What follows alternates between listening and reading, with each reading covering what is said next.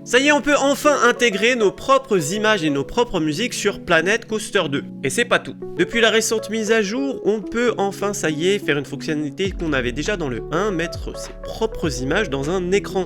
Donc là, tu vois, j'ai fait comme un faux point photo et j'ai mis des captures comme si les gens ont été pris en photo dans l'attraction. Là, ici, je vais afficher les prix. Ça permet de personnaliser un peu plus son attraction. Là, par exemple, je me demande si je vais pas faire comme des cadres avec les plans pour aller trouver un trésor. Et aussi, on peut mettre ses propres musiques. Tu vois, là, j'ai fait une salle des machines et j'ai mis une musique qui te plonge un peu plus dans cette ambiance mystérieuse. J'aurais pu très bien mettre la musique d'Osiris, mais ça n'aurait pas été dans le thème.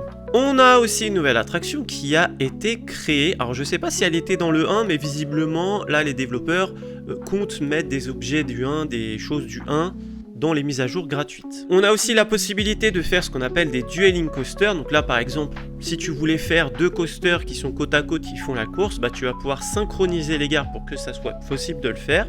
Autre nouveauté côté coaster, il me semble que c'est sur deux coasters uniquement, mais tu vois là ce petit coaster avec le dragon qu'on avait déjà je crois dans le 1, et bien si tu veux l'avoir tout vierge pour faire ton propre décor sur le train, maintenant c'est possible, c'est une nouvelle fonctionnalité du 2, et là tu cliques et tu peux du coup le mettre tout nu, comme ça tu l'habilles toi-même. Et d'ailleurs il y a eu quelques nouveaux objets qui ont été intégrés, c'est notamment par exemple tu vois ce dragon que tu peux mettre soit sur ton train ou alors tu peux le mettre dans le décor d'un parc. Et dernière nouveauté intéressante que j'ai remarqué, c'est l'outil sélection qui a été perfectionné. Donc tu vois, maintenant tu vas avoir des filtres, ce qui fait que si je veux sélectionner que des éléments de décor, tu vois, je fais une sélection multiple, il me sélectionne mes éléments de décor, mais pas mon roller coaster par exemple. Ce qui peut être quand même pratique. Si tu as remarqué d'autres nouveautés dans cette mise à jour, n'hésite pas à me le faire savoir dans les commentaires. Et de toute façon, on aura l'occasion d'explorer tout ça en live Twitch. Donc tu as le lien dans ma bio, ou tout simplement tu peux taper Pepperludo sur la barre de recherche.